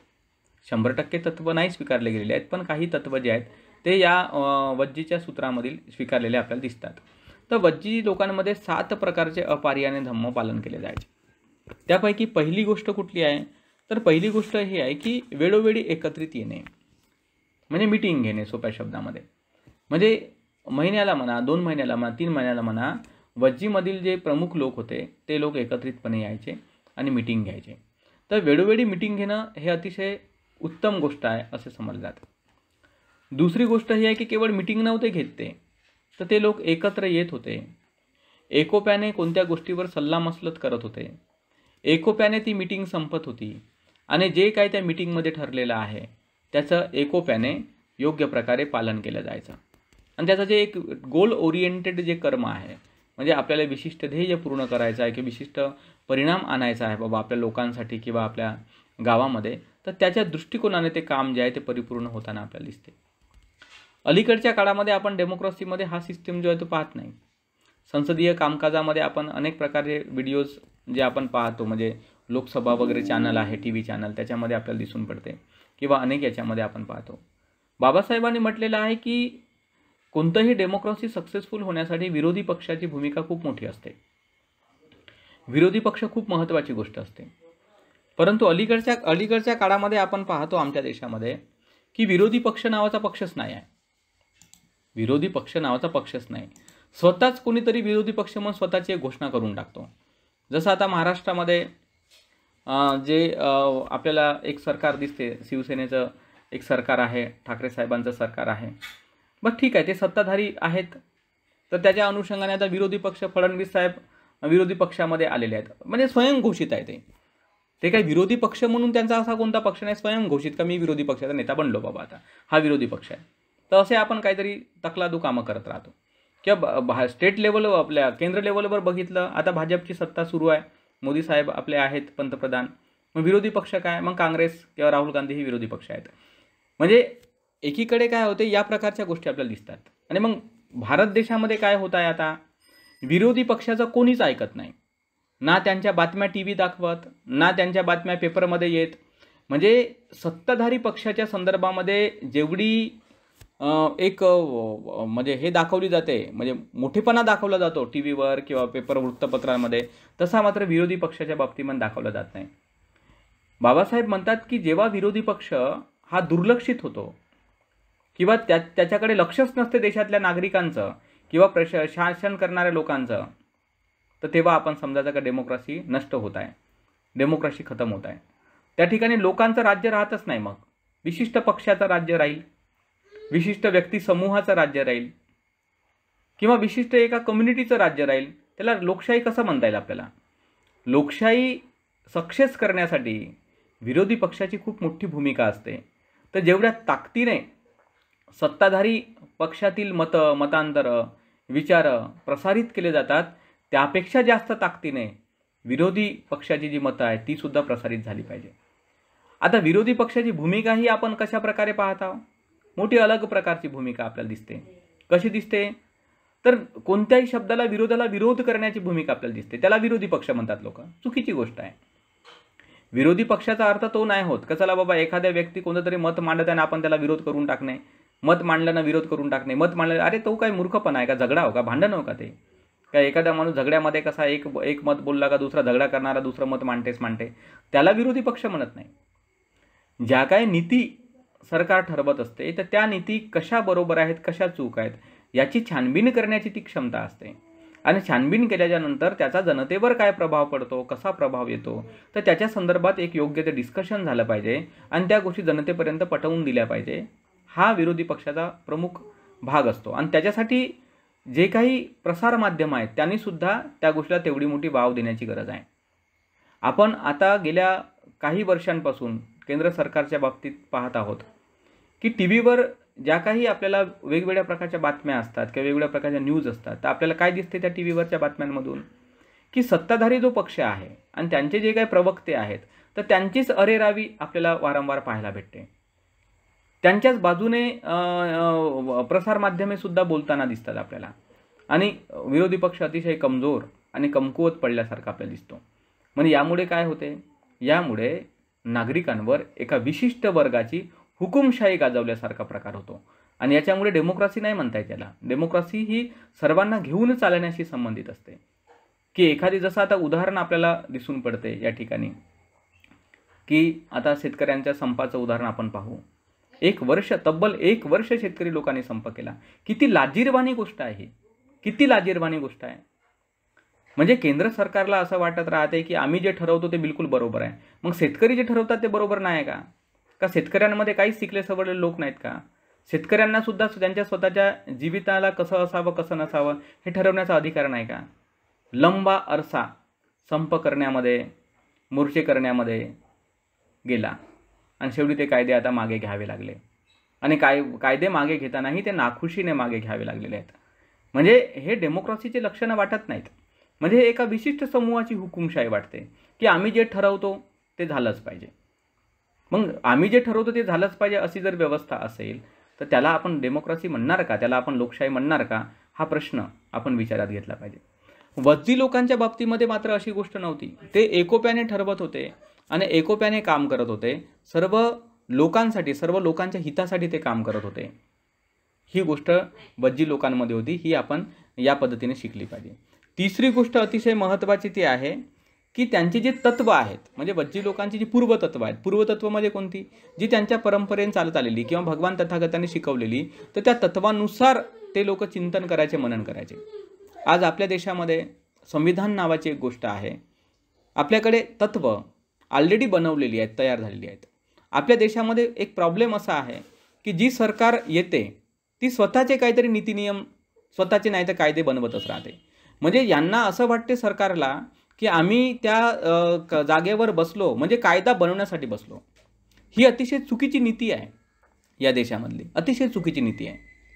कायद्याचं कशा प्रकारे पालन करता येईल आणि कायद्याचं पालन करून जनता कशी सुखी बनेल या गोष्टीसाठी रिप्रेझेंटेटिव्ह असतात वास्तविक पाहता. परंतु रिप्रेझेंटेटिव्हला काय वाटते की आम्ही त्या पदावर बसलो का नवीन काहीतरी गोष्टी आणत गेलो, नवीन काहीतरी कायदे बनवत गेले, म्हणजे त्यांना वाटते की आम्ही सरकार चालवत आहोत. कायदे बनवणं म्हणजे सरकार चालवणं राहत नाही. बनलेले जे कायदे आहेत तर त्या कायद्याचं उचितरित्या योग्यरित्या पालन करून जनतेचं कसं हित करता येईल हे पाहिलं पाहिजे. कारण बाबासाहेबांना सुद्धा जेव्हा 1950ला आपलं संविधान लागू झालं तर त्याच्यानंतर 4 वर्षानंतरच ज्यावेळेस काँग्रेस सरकार होतं त्या काळामध्ये बऱ्याचशा कायद्यांमध्ये सुधारणा केल्या गेल्या. तेव्हा बाबासाहेबांनी त्यावेळेस खंत व्यक्त केली होती. बाबासाहेब म्हणाले की कुठलाही कायदा जर अस्तित्वात आला असेल संविधानामध्ये तर त्या कायद्याचं पालन आणि त्या कायद्याला जनमानसामध्ये लागू करण्याचा कालावधी हा काही वर्षांचा असतो. तर तो कायदा चांगला आहे की तो कायदा वाईट आहे हे आपण ठरवणार कसं? की चला बाबा सरकार आली, त्यानं चिंतन केलं, मनन केलं आणि तो कायदा मॉडिफाईड केला, अमेंड केला, याला काही व्हॅल्यू नाही. बाबासाहेब म्हणतात की त्या कायद्याला जनमानसामध्ये प्रसारित होण्यासाठी काही काळ लागतो, समय लागते आणि त्याच्यानंतर आपण डिसाईड करू शकतो की त्याचा परिणाम काय येत आहे, चांगला येत आहे की वाईट येत आहे, लोकहित होत आहे की नाही होत आहे. तर तो कालावधी विशिष्ट जाऊ द्यावा लागतो. तो कालावधी गेल्यानंतरच आपल्याला त्याच्यामध्ये बदल करायचा, बदल केला पाहिजे. आता आपल्याकडे काय होते, उठसूट ज्याची सत्ता आली तो काहीतरी कायदा बदलवत राहतो. उठसूट आली सत्ता का कर अमेंडमेंट, आली सत्ता का कर अमेंडमेंट. आता या केंद्र सरकारच्या काळामध्ये 2 टर्म्समध्ये आपण पाहतो की शिक्षा नीतीच्या संदर्भामध्ये, शेतकऱ्यांच्या संदर्भामध्ये किंवा वेगवेगळ्या प्रकारच्या कॉर्पोरेट संदर्भामध्ये कित्येक तरी कष्टाने कमवलेल्या ज्या सरकारी यंत्रणा आहेत किंवा सरकारी बिझनेस आहेत, तर ते सरकारी बिझनेससुद्धा विकण्याच्या मार्गावर केंद्र सरकार लागलेली आहे. म्हणजे 60-70 वर्षाचा कालावधी लागला त्या गोष्टींना कमवण्यासाठी. बाबासाहेबांनी म्हटलं की आपली अर्थव्यवस्था ही मिश्र अर्थव्यवस्था आहे. म्हणजे आपल्यामध्ये सरकारी यंत्रणा आणि भांडवलशाही यंत्रणा दोन्ही प्रकारची यंत्रणा मिक्स आहे. आणि त्याच्यामुळे काही जे महत्त्वाचे जे उद्योगधंदे आहेत किंवा महत्त्वाच्या काही यंत्रणा आहेत त्या सरकारच्या अधीन असल्या पाहिजे, त्या प्रायव्हेट अधीन असू नये. कारण सरकार काय करते, सरकार लोकहितासाठी असते, पण प्रायव्हेट लोकहित साधतील का, ते नफ्यासाठी जगत असतात. आज एवढं मोठं आपण पाहतो आयडियासारखं नेटवर्क आहे किंवा अनेक प्रकारचे असे बिझनेस आपल्या देशामध्ये जे प्रायव्हेट आहेत, तर ते प्रायव्हेट लोकहितासाठी काही करत आहेत का स्वतःच्या नफ्यासाठी करत आहेत? स्वतःच्या नफ्यासाठी माणूस करेल ना. त्याला जेव्हा एखाद्या गोष्ट प्रायव्हेटायझेशन जर झालं तर त्याला काय लेणं देणं आहे, लोकांचं हित होईल का नाही होईल. तो पक्षपाती करू शकेल. त्याला ज्या गोष्टींमुळे फायदा होता त्या लोकांना आपलंसं करेल, ज्या गोष्टीमुळे फायदा नाही होत त्या लोकांना तो दूर सरकावून टाकेल. प्रायव्हेटायझेशन हे पक्षपात निर्माण करण्यासाठी असते, केवळ नफा कमवण्यासाठी असते, आणि तोही विशिष्ट लोकांना नफा भेटतो त्याचा, सर्वसामान्य जनतेला नाही भेटत. आज इंजिनिअरिंग करणारे कित्येक तरी लोक आपल्याला दिसून पडतात, बेरोजगार आहेत. ज्या कंपन्यांमध्ये काम करतात 8-10 हजारांवर 10-15 हजारांवर बिचाऱ्यांना जॉब करावा लागतो. त्यांच्या जॉबची गॅरंटीसुद्धा नाही आहे. 1 वर्ष राहील बाबा, दुसऱ्या वर्षी त्यांना काढून टाकलं जाईल. अशा सिच्युएशनमध्ये बेरोजगारी किती मोठ्या प्रमाणात वाढलेली आहे. सरकारने या गोष्टीकडे लक्ष द्यायला नको का? प्रिन्सिपल्स फार महत्त्वाच्या गोष्टी असतात आणि ते प्रिन्सिपल्स असायलाच पाहिजे. आपण जनतेच्या हिताचा जेव्हा विचार करतो तर सरकारच्या मालकीची जास्तीत जास्त उद्योगधंदे, बँका या कशा तयार होतील आणि त्यामध्ये अधिकाधिक लोकांना आपण कशा प्रकारे सामावून घेऊ, त्यांना नोकऱ्या देऊ आणि नोकऱ्या दिल्यानंतर रोजगाराचा प्रश्न सॉर्ट आउट करू, तो दूर करून टाकू, ही गोष्ट सरकारने भूमिका घ्यायला पाहिजे. सरकार कर्जाचाच हिशोब सांगत राहते का आमच्यावर एवढं कर्ज आहे. माझं म्हणणं हे आहे की कर्ज कसं काय झालं सरकारवर. आज आपण दिवसाचे 100 रुपये जर कमवत असू त्याच्यापैकी 50 रुपये हे आपले टॅक्समध्ये जात आहेत. आपण त्याकडे कधी लक्ष देत नाही. साधी पेन जरी खरेदी केली तर तिथे ऑल टॅक्सेस इन्क्लुडेड असं लिहिलेलं असते. शर्ट घ्या ऑल टॅक्सेस इन्क्लुडेड, साखर घ्या ऑल टॅक्सेस इन्क्लुडेड. प्रत्येक गोष्टीवर टॅक्स आहे. रोडवर टॅक्स आहे, पाण्यावर टॅक्स आहे, घरावर टॅक्स आहे, इलेक्ट्रिसिटी भरतो त्याच्यावर सुद्धा टॅक्स आहे. मग किती टॅक्स जमा होतो? प्रत्येक वस्तूवर टॅक्स आहे. आणि एवढा टॅक्स आणि तेवढा पैसा जातो कुठे मग? हा प्रश्न आपण स्वतःला विचारला पाहिजे. खरंच आपण संविधानातील तत्वांशी प्रामाणिक आहोत का? मग हा पैशाचं करतात काय? तर काही पॉलिटिशियन्स लोक स्वतः त्या पैशावर अधिसत्ता गाजवतात की त्यांना पुढच्या निवडणुका लढवण्यासाठी त्यांना पैसा लागतो. मग ते पैसा जमा करतात आणि मग पुढच्या निवडणुकांना तोच पैसा वापरला जातो. सर्वसामान्य जनता मात्र दुःखामध्ये राहते. म्हणून प्रिन्सिपल्स खूप महत्त्वाची गोष्ट आहे. प्रिन्सिपल्स फार महत्त्वाचे. त्या प्रिन्सिपल्सचं रक्षण झालं पाहिजे. प्रिन्सिपलचं रक्षण होण्यासाठी काही गोष्टींची गरज आहे. माझं तर स्पष्ट मत आहे की या देशामध्ये डेमोक्रेसीला टिकवण्यासाठी ज्याला आपण राईट टू रिकॉल नावाचं जे बिल आहे, ज्यामध्ये ज्याप्रमाणे मनुष्याला मतदान करून नेता निवडण्याचं, रिप्रेझेंटेटिव्ह निवडण्याचा अधिकार आहे, त्याच प्रकारे जे नेते नियमानुसार काम करत नाही आहेत, जे नेते भ्रष्टाचारी आहेत, लाचलुचपत करणारे आहेत, जनतेच्या संपत्तीची नासधूस करणाऱ्या, स्वतःच्या हितासाठी त्या संपत्तीचा उपयोग करणाऱ्या अशा नेत्यांना हकालपट्टी करण्यासाठी सुद्धा बिल आलं पाहिजे, ज्याला आपण राईट टू रिकॉल बिल म्हणतो. ते ज्या देशामध्ये डेमोक्रेसी आहे त्या देशामध्ये ते आणलं गेलेलं आहे डेमोक्रेसीच्या सुरक्षेसाठी. तर तशा प्रकारचं बिल भारतामध्ये पण पारित व्हायला पाहिजे. तेव्हा तत्वांशी एकरूपता निर्माण होईल. आपण पाहतो की सामान्य माणसाला साधी शाळा काढता येत नाही काढू शकत सामान्य माणूस शाळा. नाही काढत कोणती एखादी इन्स्टिट्यूट सामान्य माणूस चालवू नाही शकत. पण राजकारणी लोकांच्या मात्र मोठमोठ्या शाळा, कॉलेजेस आहेत. विचार करण्यासारख्या गोष्टी आहे. विचार करण्यासारख्या गोष्टी आहे का? आपण विचार नाही करत का? हे लोक खरंच तत्वाशी प्रामाणिक आहेत का? आपण ज्यांना एवढ्या मेहनतीने, कष्टाने निवडून देतो, आपण तो अधिकार बजावतो, मग त्यांनीसुद्धा जनतेप्रती अधिकार नाही बजावायला पाहिजे का? किती हजारोच्या फायली पडलेल्या असतात वेगवेगळ्या प्रकारच्या जनतेच्या कामाच्या धंद्याच्या, त्या फायली कधी पास नाही होत, पण तेच वशिलेबाजी असेल फायली पास होतात. स्वतःच्या नेत्यांचे नातेवाईक असेल, रिश्तेदार असेल, त्यांच्या फायली पास होतात. त्यांच्या पक्षामध्ये काम करणारे लोक असतील, त्यांच्या फायली पास होतात. त्यांची आर्थिक उन्नती होते, सामाजिक उन्नती होते. सर्वसामान्य जनता तशीच राहते. सरकार फुकट राशन वाटायचं काम करते. अरे राशन वाटण्यापेक्षा रोजगार द्या. रोजगार दिल्यामुळे स्वतःचा पैसा स्वतः लोक कमावतील, त्यांना सुरक्षा द्या रोजगाराची, आणि 2 पैसे खर्च करून स्वतःचं अन्नधान्य खरेदी करतील ना. तुम्ही कशाला गरिबी हटाव म्हणून अन्नधान्य वाटत फिरता? अन्नधान्य वाटण्यापेक्षा रोजगार द्या. प्रत्येक नागरिकाला ती संधी द्या 2 पैसे कमवण्याची, आणि त्याला 2 पैसे वेळच्या वेळी देत राहा. त्याला आरोग्याची सुविधा देत राहा. त्याला स्वतंत्रता द्या त्याला जगण्याची. ती स्वतंत्रता भेटल्यानंतर तुम्हाला असं भिकाऱ्याला दिल्यासारखं अन्नधान्य वाटत फिरायची गरज नाही पडणार. ठीक आहे बाबा, जे लोक खरोखरच म्हातारे आहेत, काम नाही करू शकत, किंवा असे काही आहेत ज्यांचे मुलं बाळं नाही त्यांना सांभाळ करणारे, अशा लोकांना तुम्ही त्या प्रकारची सुविधा पुरवा, आणि चांगल्या प्रमाणामध्ये पुरवा, त्याच्याबद्दल वाद नाही. परंतु याबाबतीत विचार व्हायला पाहिजे रोजगाराच्या बाबतीमध्ये. पण तत्वाशी प्रामाणिकता जर नसली, जे संविधानिक तत्व शिकवत आहे त्या तत्वाशी प्रामाणिकता नसली, तर डेमोक्रॉसी नष्ट व्हायला वेळ लागते.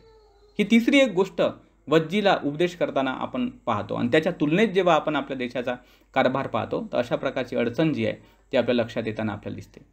चौथी गोष्ट आपल्याला दिसते की वडीलधाऱ्यांचा मान ठेवणे, वडीलधाऱ्यांचा सन्मान ठेवणे अतिशय महत्त्वाची वक्तव्य आहे. आपण आपल्या घरामध्ये जे आहेत वडीलधारे लोक आहेत, समाजामध्ये वडीलधारे लोक आहेत, राजकारण असो, अर्थकारण असो, अनेक ठिकाणी वयस्कर लोक आहेत ज्यांनी आपल्या अनुभवातून अनेक प्रकारच्या गोष्टींचं ज्ञान संपादन केलं, तर त्यांच्या विचारांचा सुद्धा आपण मान राखायचं शिकलं पाहिजे. ते खूप महत्त्वाचं असते, खूप गरजेचं असते. ती गोष्टसुद्धा आपल्याला डेमोक्रॉसी यशस्वी करण्यासाठी कामी पडते. 5व्या क्रमांकाची गोष्ट अशी आहे की महिलांना विशेष प्राधान्य वज्जी लोकांमध्ये होतं. महिलांचा आदर केला जायचा, महिलांचा सन्मान केला जायचा, महिलांच्या विचारांना लक्षात घेतलं जायचं. आजही आपल्या देशामध्ये पाहतो महिलांच्या बाबतीमध्ये अनेक प्रकारचा पक्षपाताचा व्यवहार आहे, विषमतेचा व्यवहार आहे. शिक्षणाच्या प्रमाणामध्ये किंवा नोकऱ्यांच्या प्रमाणामध्ये अनेक प्रकारे त्यांचा मागासलेपणा आपल्याला दिसून पडतो. इतकंच नाही तर महिलांच्या बाबतीमध्ये चांगले कायदे बनत आहेत आणि त्याचं पालनपोषण नक्कीच झालं पाहिजे, आणि महिलांचा जो स्तर आहे तो वाढला पाहिजे. बाबासाहेब म्हणतात की ज्या समाजामध्ये महिलाचा विकास झालेला असतो, प्रगत झाले असते, तर समजायचं की त्या समाजाची प्रगती झालेली आहे. ही वज्जी लोकांमध्ये सुद्धा हे प्रिन्सिपल, हे तत्व त्या काळामध्ये होतं. नंतरचं 6व्या क्रमांकात तत्व काय होतं की जे काही गुड प्रतीक आहेत, धर्म आहे, जसं भगवंताच्या धर्माला ते लोक मानणारे होते, आणि त्याच्यामुळे आपण पाहतो की गुड प्रतीक, चांगली प्रतीकं, त्याचं रक्षण झालं पाहिजे. जसं बाबासाहेबांनी काय केलं, संविधान तयार जेव्हा केलं तर आपल्याला दिसते आपल्या ध्वजावर, तिरंगा ध्वजावर आपल्याला धम्मचक्र दिसते, अशोक चक्र आहे, किंवा आपण पैशावर वगैरे पाहतो की 4 सिंहाची मुद्रा आहे. तर हे जे काही हे प्रतीक आहेत, हे प्रतीक काय आहे? हे विशिष्ट धर्माचे प्रतीक नाही आहेत, विशिष्ट धर्माचे प्रतीक नाही, हे सत्याचे प्रतीक आहेत.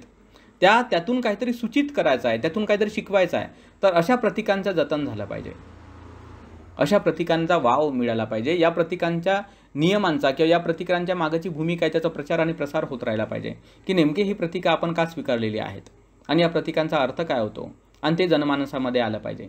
वज्जी लोकांमध्ये अशा प्रकारची एक धारणा होती की बुद्ध शासन जे आहे ते आलं पाहिजे. आणि नंतर शेवटचा क्रमांक होता की अरहंतांची ते लोक पूजा करणारे होते. अरहंताचं शासन व्हावं यासाठी ते प्रयत्नरत होते. म्हणजे अरहंतांचं शासन म्हणजे बुद्धांचं शासन. आपण जे काही राजकीय क्षेत्रामध्ये काम करतो या देशातले लोक, कोणाचं शासन येण्यासाठी करतो हे विचारात घेतलं पाहिजे. आपण अरहंतांचं शासन येण्यासाठी करत आहोत का, की या देशामध्ये आर्थिक समानता यावी, सामाजिक समानता यावी, राजकीय समानता यावी, जे काही प्रिन्सिपल्स आपण संविधान ठरवले त्या सगळ्याच प्रिन्सिपल्सनुसार व्यवस्थित विकास व्हावा सर्वांचा, या प्रकारची भूमिका प्रत्येक नागरिकांची असणं गरजेचं आहे.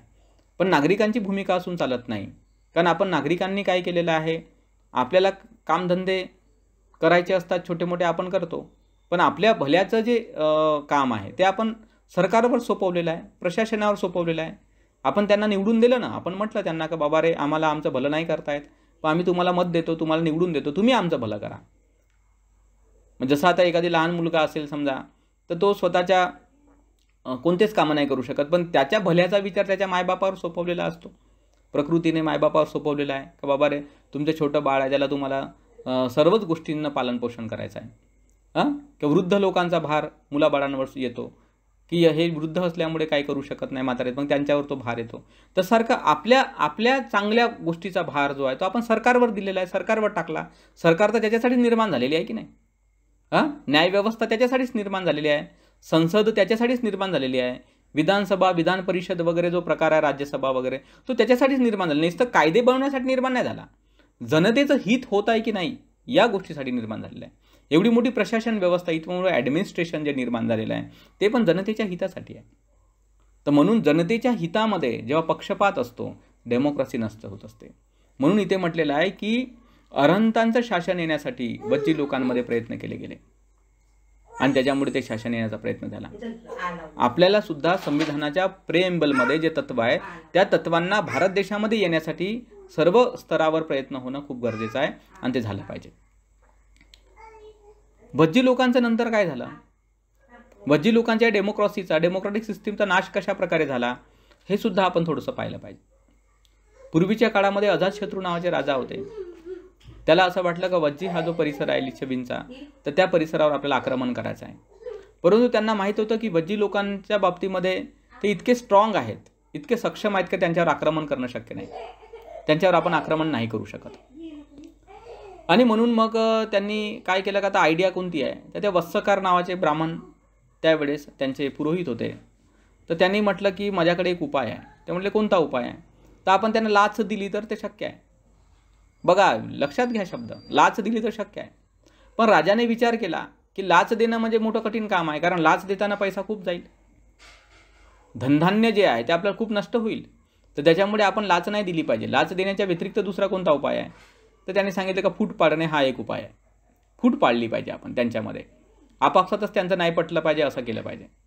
आणि मग वत्सकार ब्राह्मणाने तसंच केलं, वज्जी लोकांमध्ये फूट पाडली आणि फूट पाडल्यामुळे वज्जी लोकांचा नाश झाला. आज आपल्या देशामध्ये प्रगती का होत नाही, तर हे दोनच कारण आहेत. एक तर आपण फूट पाडतो, मोठा फुटीरपणा आहे आपल्यामध्ये. जसं मी रिपब्लिकन या फेसबुक वालवर आपण बोलत आहोत. स्वतः रिपब्लिकन पक्षामध्ये किती पक्ष आहेत किंवा किती गट आहेत हे आपल्याला सांगायची काही गरज नाही. यावरून आपल्याला दिसते का फुटीरतावाद किती मोठ्या प्रमाणामध्ये आहे. अरे जे लोक स्वतः बाबासाहेबाला मानणारे लोक आहेत, बाबासाहेबांचं नाव पुढे घेणारे लोक आहेत, त्याच लोकांमध्ये एवढा प्रचंड फुटीरपणा आहे. तर बाकीच्या ठिकाणी तर भरपूर असेल किंवा आहेच. तर फुटीरतावाद जो आहे तो एकोप्याला नष्ट करणारा असतो. एकोप्याला नष्ट करणे म्हणजे बंधुभावाला नष्ट करणे, बंधुभावाला नष्ट करणे म्हणजे डेमोक्रेसीला नष्ट करणे, असा त्याचा अर्थ आहे. जेव्हा आपण डेमोक्रेसीचा विचार करतो की भारतामध्ये लोकशाही आली पाहिजे, लोकशाहीचं जतन झालं पाहिजे, तर बंधुत्व जतन झालं पाहिजे.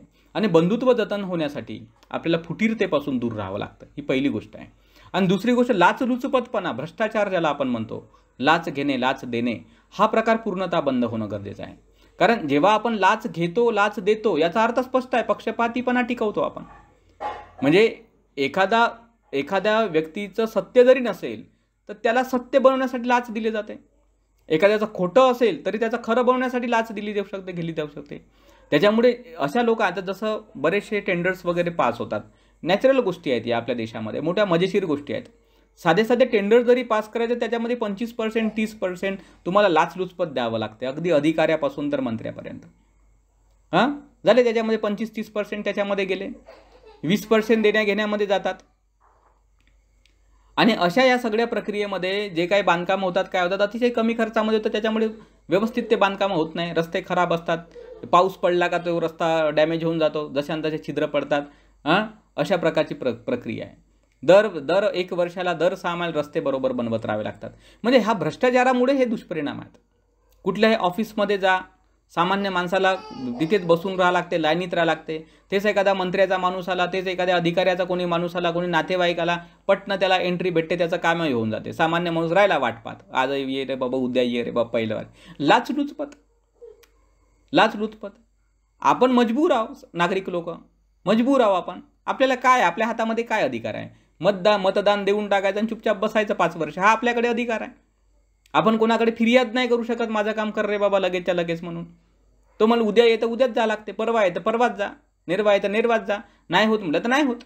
मग तेच एखाद्या श्रीमंत माणसाचं काम, एखाद्या राजकीय लीडरचं काम, त्याच्याकडे डॉक्युमेंट्स असोत अथवा नसोत, साहेब म्हणते आत्ता मी तुमचं करून देतो, मग ते काय तुम्ही त्याचं टेन्शन नका घेऊ म्हणते.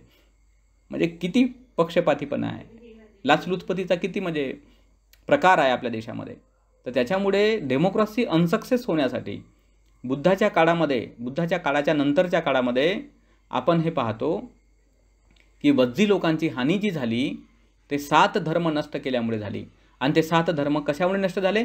लाचलुचपतीमुळे नष्ट झाले आणि फुटीरतावादामुळे नष्ट झाले. जर आपल्या देशामध्ये सुद्धा संविधान टिकवून ठेवायचं असेल, लोकशाही टिकवून ठेवायची असेल, तर आपल्याला लाचलुचपत किंवा भ्रष्टाचार यापासून दूर राहणं गरजेचं आहे, किंवा भ्रष्टाचार मुक्त असा भारत देश निर्माण करणं गरजेचं आहे आणि फुटीरतामुक्त भारत देश निर्माण करणं गरजेचं आहे. पण फुटीरतेची शिकवण तर आपल्या धर्मग्रंथांमध्येच सांगून ठेवलेली आहे जाती व्यवस्थेच्या अंतर्गत. धर्मवाद, जातीवाद, संप्रदायवाद या देशाची नसनसमध्ये बसलेला असल्यामुळे फुटीरता नष्ट होणे फार कठीण गोष्ट आहे. पण झाली पाहिजे नष्ट, कारण बुद्धाचा धम्म ज्याप्रमाणे समानता शिकवतो त्यासारखं भारतीय संविधानसुद्धा धर्मनिरपेक्षता शिकवते, सेक्युलरिझम शिकवते. सेक्युलरिझमचा अर्थ सर्व धर्म समभाव वगैरे होत नाही, तो मूर्खपणा आहे. सेक्युलरिझमच्या भावनेला नष्ट करण्यासाठी तो काहीतरी एक शब्द चुकीचा उपयोगामध्ये आणला जात आहे. सर्व धर्म समभाव नसतात कधीच. कसे काय सर्व धर्म समान असतील? प्रत्येक धर्माची आपली अलग अलग शिकवण आहे आणि अलग अलग शिकवण असल्यामुळे सर्व धर्म समान असू शकत नाहीत. सेक्युलरिझमचा अर्थ सर्व धर्म समभाव होत नाही. सेक्युलरिझमचा अर्थ होतो की मानवी ज्या गरजा आहेत तर त्या मानवी गरजाच्या पूर्तींवर सरकारने लक्ष द्यायला पाहिजे. त्यांनी धर्माच्या बंधनामध्ये अडकू नये असा त्याचा अर्थ आहे. जसं मनुष्याला भूक लागत असते, तहान लागत असते, राहण्यासाठी घरं पाहिजे असतात, जगण्यासाठी रोजगार पाहिजे असतो, तर या ज्या बेसिक नीड्स आहेत, ज्याला कॉमन गुड म्हटलेलं आहे भारतीय संविधानामध्ये, सामान्य तत्त्व जे आहे नागरिकांमधलं, त्या सामान्य तत्त्वाच्या पूर्तीसाठी सरकारने झटायचं आहे. विशिष्ट धर्माचा भाग नाही घ्यायचा आहे किंवा विशिष्ट संप्रदायाची भाग नाही घ्यायचा आहे. तर त्याने संप्रदाय, धर्म, जाती या गोष्टीला गौण समजून नागरिकांच्या खऱ्याखुऱ्या वास्तविक सुखाकडे लक्ष द्यायचं आहे, वास्तविक गरजापूर्तीकडे लक्ष द्यायचं आहे, असा त्याचा अर्थ होतो सेक्युलरिझमचा. आणि त्याच्यामुळे सरकारची फार मोठी भूमिका असते की सरकारने फुटीरता विरहित देश निर्माण केला पाहिजे, ज्याला बंधुत्वाच्या अंतर्गत एकात्मता आणि एकता हा शब्द वापरलेला आहे. तर आपल्या देशातली एकात्मता टिकवणं खूप गरजेचं आहे. आणि एकात्मता टिकवण्यासाठी भारतीय संविधानाने अतिशय महत्त्वाची भूमिका निभावली. ती म्हणजे प्रत्येक व्यक्तीला आपली श्रद्धा आणि अभिव्यक्ती, उपासना व्यक्त करण्याचं एक स्वातंत्र्य दिलेलं आहे. त्या व्यक्त करण्यामध्ये झगडे भांडणं करण्याचं स्वतंत्रता नाही आहे. बुद्धिस्ट माणसाला बौद्ध नीतिनियमानुसार जगण्याचा अधिकार आहे. हिंदू माणसाला हिंदू धर्माच्या नीतिनियमानुसार जगण्याचा अधिकार आहे. शीख माणसाला शीख धर्मानुसार जगण्याचा अधिकार आहे. पारसी माणसाला, जैन माणसाला, मुस्लिम माणसाला त्याच्या धर्मानुसार जगण्याचा अधिकार आहे. ते त्यांची पूजा पद्धती, प्रार्थना करू शकतात. परंतु समाजामध्ये वावरत असताना मात्र दुकानाचे व्यवहार असेल, कोणतेही व्यवहार, त्यांना मात्र एक भारतीय नागरिक म्हणून त्यांचा व्यवहार ठेवावा लागतो. तर ही जी एक जबरदस्त गोष्ट भारतीय संविधानाने आपल्याला दिली ती खूप महत्त्वपूर्ण गोष्ट आहे. आणि असं असल्यामुळे आपल्या आर्थिक व्यवहारांमध्ये, राजकीय व्यवहारांमध्ये आणि सामाजिक व्यवहारांमध्ये धर्माची लुडबुड होऊ नये हा यामागचा मुख्य उद्देश आहे. धर्म तुमच्या व्यक्तिगत हिताची भूमिका पार पाडत असेल, तुमच्या श्रद्धा आणि उपासनेचा तो भाग असेल, तुमची ती श्रद्धा, तुमची ती उपासना तुमच्या व्यक्तिगत पातळीवर किंवा तुमच्या समूहाच्या पातळीवर तुम्ही कायम ठेवा. पण त्याच समूहाच्या बाहेर जर तुम्ही तेढ निर्माण करत असाल, फुटीरता निर्माण करत असाल, कलह, वादविवाद निर्माण करत असाल, तर ते भारतीय संविधानाचा भंग होतो असं आपण लक्षात घेतलं पाहिजे. तर आपल्या देशामधील डेमोक्रेसी किंवा लोकशाही टिकून राहण्यासाठी, जतन होण्यासाठी आपल्याला या काही वज्जी लोकांना दिलेल्या उपदेशांचं पालन करणं हे खूप गरजेचं आहे, जे संविधानाने आपल्याला शिकवलेलं आहे. तर या ठिकाणी मी जे काही आधुनिक म्हणजे काय वर्तमान समयामधील सरकारच्या संबंधाने जर काही मतं मांडले असतील तर ते मतं काही सरकारला दुखावण्याचा माझा हेतू नाही. नागरिक म्हणून मला बोलण्याचा अधिकार भारतीय संविधानाने दिलेला आहे. माझं जे एक मत आहे ते मत मांडण्याचा अधिकार भारतीय संविधानाने दिलेला आहे आणि हे मत लोकहिताच्या दृष्टीने मांडलं गेलेलं आहे, कोणाला दुखावण्याच्या दृष्टिकोनातून नाही. जनतेने आपल्या स्वतःच्या हिताबद्दल जागृत बनलं पाहिजे. हाच तर आपला एक हक्क आहे, अधिकार आहे, कर्तव्य आहे आणि ते भारतीय संविधानाने आपल्याला दिलेलं आहे. आणि त्याच्यामुळे आपल्याला मत मांडण्याचा अधिकार नक्कीच आहे आणि त्या मतावर सरकारने नक्की विचार करावा, लोकांनीसुद्धा विचार करावा आणि त्या प्रकारचा भारत देश निर्माण करावा, जो देश अतिशय मजबूत असेल, एकात्म असेल, भ्रष्टाचार विरहित असेल, समतेवर आधारित, समानतेवर, बंधुत्वावर, स्वातंत्र्यावर आणि न्यायावर आधारित असा देश आपला असेल, यासाठीच हा आमचा प्रयत्न आहे आणि त्या अनुषंगानेच आपलं हे संभाषण किंवा बोलणं पण आहे. तर या ठिकाणी मी बराच आपला वेळ जो आहे तो घेतलेला आहे.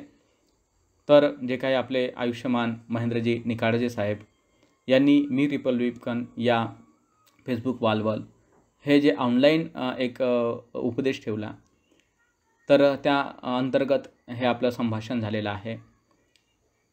हे संभाषण आपण सर्वांनी ऐकावं, याला योग्य प्रकारे समजून घ्यावं आणि या संदर्भामध्ये काही करता येते का त्यावर आपण चिंतन करावं. तर मी आता आपला अधिक वेळ न घेता या ठिकाणी थांबतो आणि माझा हा जो काही आजचा जो उपदेश आहे, ज्याला आपण influence of Buddhism on Indian constitution किंवा डेमोक्रेसी म्हणजे भारतीय लोकशाहीवर बुद्ध धर्मातील तत्त्वांचा कसा प्रभाव आहे या विषयावर आधारित हे थोडक्यामध्ये सांगितलेली माहिती होती, जे आपण बाबासाहेबांच्या दृष्टिकोनातून आणि भगवंताच्या दृष्टिकोनातून आणि आधुनिक जो परिप्रेक्ष्य आहे किंवा आधुनिक जे आपल्याला राजकारणामधल्या काही किंवा देशातल्या काही गोष्टी दिसतात त्याच्या अनुषंगाने आपण हे थोडक्यामध्ये कुठेतरी एक संभाषण केलेलं आहे.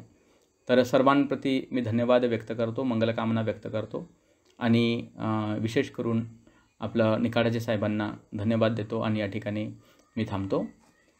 भवतु सब्बमंगलं, भवतु सब्बमंगलं, भवतु सब्बमंगलं.